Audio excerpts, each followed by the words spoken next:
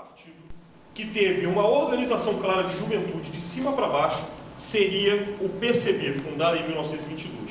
Você tem o processo da Revolução Russa, você tem as ampliações de um projeto de transformação social, onde a classe trabalhadora realmente tinha um projeto de poder.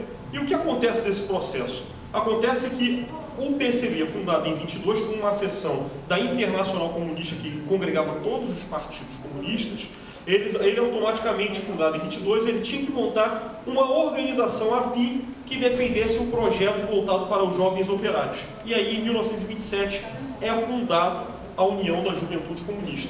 E, como uma vantagem, o partido pensava tanto na prioridade de se organizar num projeto de sociedade a partir da juventude, que a juventude, que consistia entre quadros da idade de 15 a 19 anos, teria um representante na executiva do partido, ou seja, no Comitê Central. Imagina um jovem de 18 a 19 anos ajudando na deliberação das políticas do partido.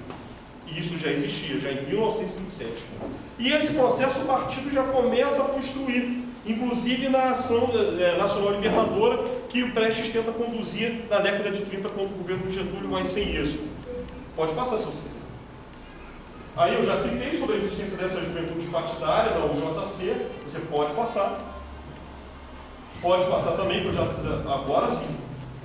Passado o processo da era Vargas, com as conquistas dos direitos sociais, com a criação da CLT, com a criação de uma política clara de proteção dos direitos sociais, da ampliação do direito previdenciário, entre outras questões afins, a gente tem a fundação de uma organização juvenil no processo de redemocratização em 1945. O nome dessa organização se chamava Ala Moça.